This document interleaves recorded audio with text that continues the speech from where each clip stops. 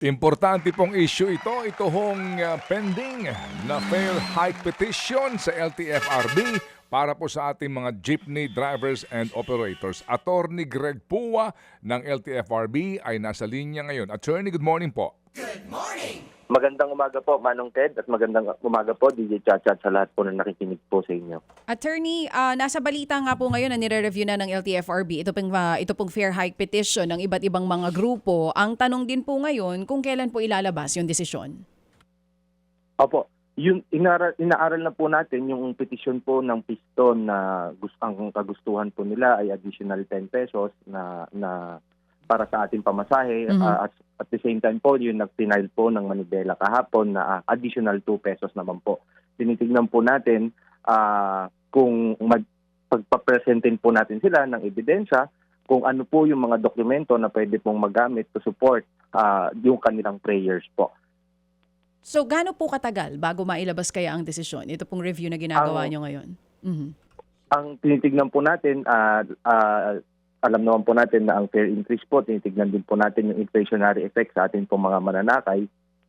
Maybe by next week po, makapag-submit na po kami ng amin pong rekomendasyon kay Secretary Banoy Lopez po.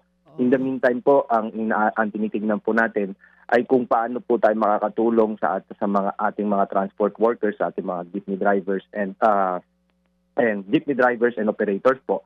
Tinitignan po natin baka po in the meantime, kung hindi po maibigay ang fair increase, ang dagdag pamasahe ay dagdag bawas expenses po ang atin pong tinitignan. Yun po yung ating pong meron po tayong programa na umiiral pa rin po, yun po yung fuel discount na 10 piso kada litrong discount po sa mga ating mga jeep at UV Express. Narinig ko po yung sinasabi ng ilang mga grupo. Ang sinasabi po kasi nila, nabanggit nyo po kasi yan. So, hindi pa sure yung fair increase. Kung hindi man bibigyan ng fair increase, discounts or vouchers ulit ang ibibigay or ayuda dito sa mga driver.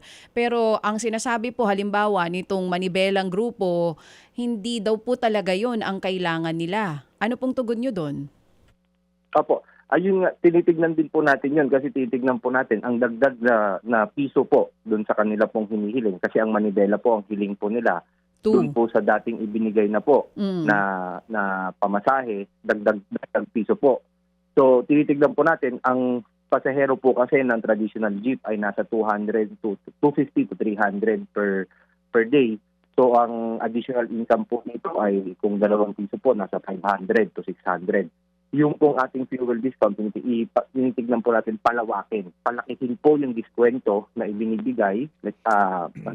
Kung gawin po natin 20 pesos, plus 30 liters per day, so 600 po. Magsiset off po. Pero titignan po natin kung mapapalaki pa po natin yung amount ng discount po para po kahit po walang dagdag pamasahe, yung additional increase na dinadanas po ng ating po mga jeepney drivers and operators ay masagot po ng fuel discount na ibibigay po ng gobyerno. Sandali lang, makikisingit lang ako, with your permission.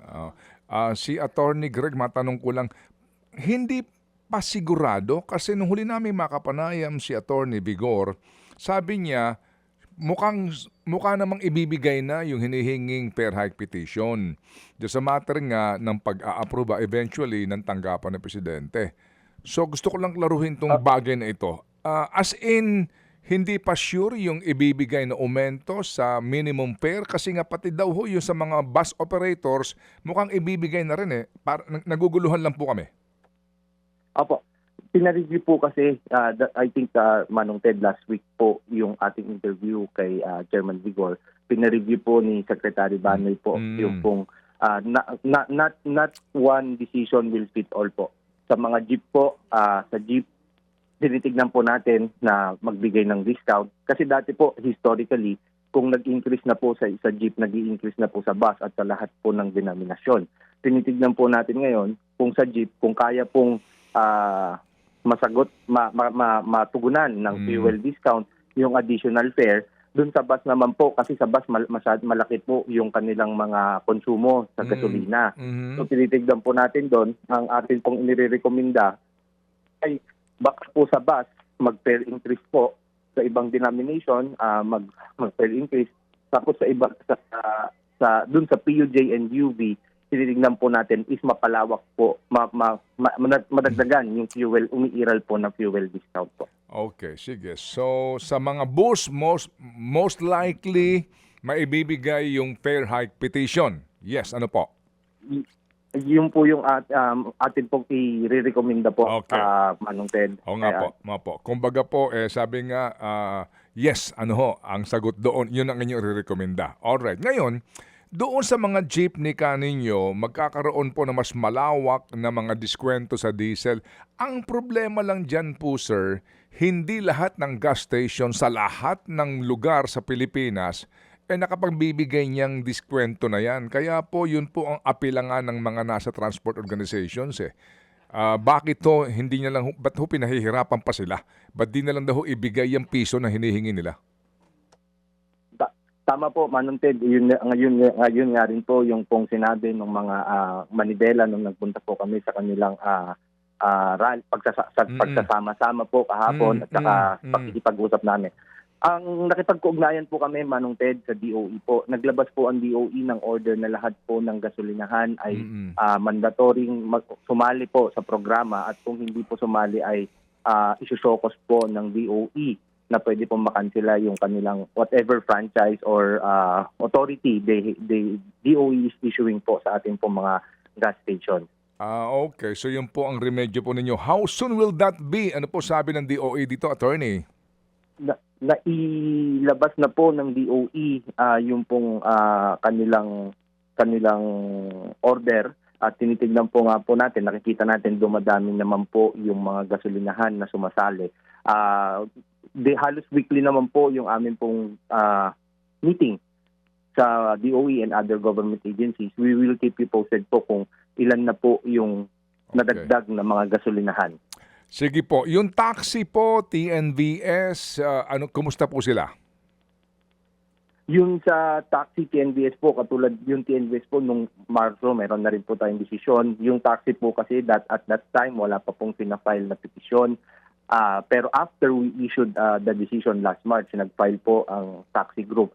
Isasabay na rin po namin to sa aming rekomendasyon at sabay-sabay na rin po namin mailalabas.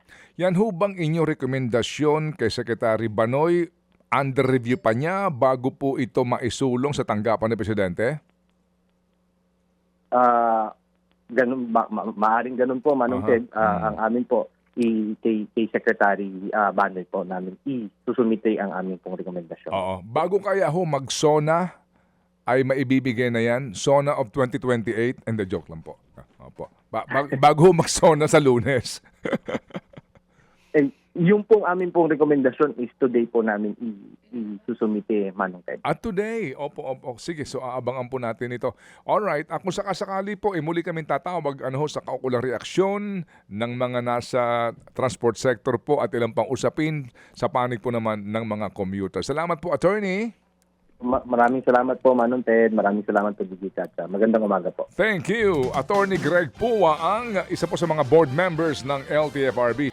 Mga kapatid, patuloy po kayong tumutok sa 105.9 True FM para sa totoong balita, impormasyon, music and entertainment. Mag-subscribe sa aming YouTube channel at podcast at sundan nyo kami sa Facebook, Instagram, X at TikTok sa True Network PH. Bisitahin din po ang aming official website, truefm.ph. At panoorin din kami sa True TV Signal, Channel 19. Kami po ang 105.9 True FM. Laging true sa'yo, kapatid.